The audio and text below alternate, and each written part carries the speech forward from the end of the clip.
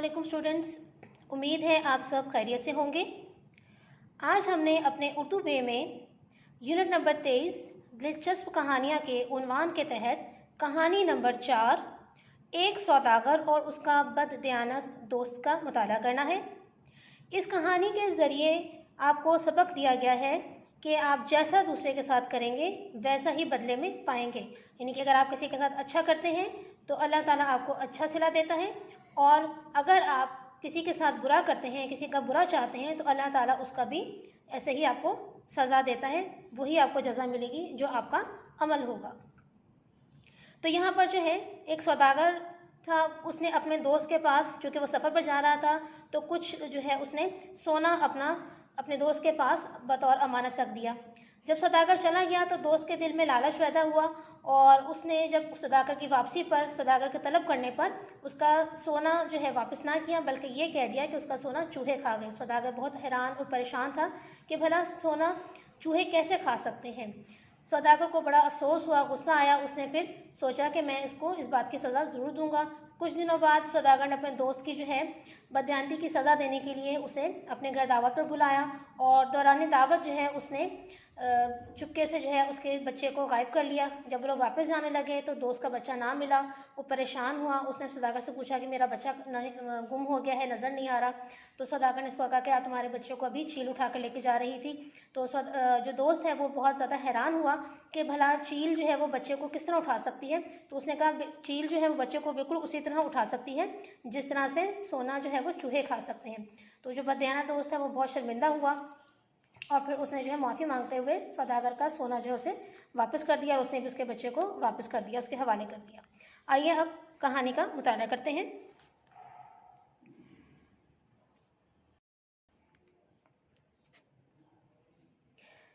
एक दफ़ा का जिक्र है कि किसी शहर में एक सौदागर रहता था। सौदागर नहीं, ताजर, जो तिजारत का माल इधर से उधर लेके जाता है। वो बहुत शरीफ आदमी था। उसे तिजारत की गरज से, यानी मकसद से, दूर दराज सफ़र पर जाना पड़ता था। एक मरतबा वो इसी किस्म के एक सफ़र पर रवाना हुआ। उसने रवानगी से पहले अपना कुछ सोना अपने एक दोस्त के पास अमानत के तौर पर रख दिया। उसने कहा कि सफ़र से वापस आकर अपनी अमानत वापस ले लेगा। जब वो सफ़र से वापस आया तो उसने अपने दोस्त से अपनी अमानत तलब की मांगी, लेकिन दोस्त की नीयत में फतूर आ गया।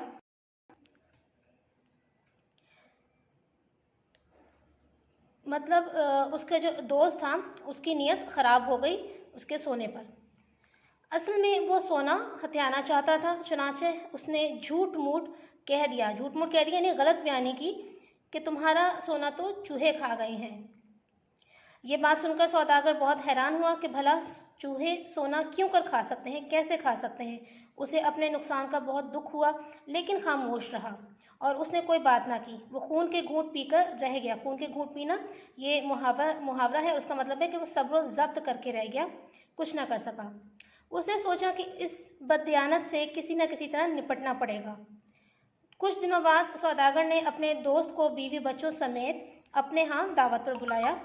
दावत के दौरान में मेज़बान ने आंख बचाकर अपने मेहमान के नन्हे बच्चे को कहीं छुपा दिया। जब मेहमान रुखसत होने लगे तो अपने बच्चे को गायब पाया। बच्चे को बहुत तलाश किया गया, लेकिन वो कहीं ना मिला। उसने अपने मेज़बान से पूछा कि मेरा बच्चा कहाँ है। मेज़बान ने बताया कि अभी अभी मैंने देखा था कि एक चील बच्चे को उठाए लिए जा रही थी। इस पर मेहमान बहुत सटपटाया यानी बौखला गया, परेशान हो गया, एकदम से घबरा गया और बोला कि क्या कभी चील बच्चे को उठाकर ले जा सकती है। उस पर मेज़बान दोस्त ने जवाब दिया कि जिस शहर में चूहे सोना खा सकते हैं वहाँ चीलें भी बच्चों को उठाकर ले जा सकती हैं। इस पर वो बदयानत दोस्त बहुत शर्मसार हुआ, बहुत शर्मिंदा हुआ, और उसने अपने दोस्त सौदागर से माफ़ी मांगी और उसका सोना वापस कर दिया। सौदागर ने बच्चा अपने मेहमान दोस्त के हवाले कर दिया, यानी उसका जो बच्चा उसने छुपाया था वो उसे वापस कर दिया। आइंदा के लिए सौदागर ने ऐसे बददियानत आदमियों से दोस्ती से तौबा कर ली। अब यहाँ पर जो आइंदा है ये हमारे पास हमज़ा के साथ लिखा है, लेकिन उर्दू ज़ुबान में जो तब्दीलियाँ आती हैं उसमें हमज़ा की अलामत के बजाय आप अलिफ मद्दा के बाद ये नून दाल है, इस तरह से आइंदा का जो है आप तलफ़ुज़ करेंगे। इसकी इमला जो है वो तब्दील हो गई है हमज़ा से ये में।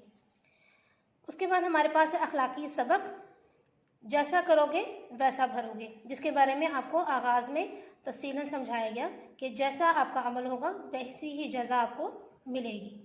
तो स्टूडेंट्स, ये थी हमारी कहानी नंबर 4, एक सौदागर और उसका बददियानत दोस्त। ये आपने कहानी जो है अच्छी तरह से याद करनी है। अगले सबक तक के लिए इजाज़त दीजिए। अल्लाह हाफिज़।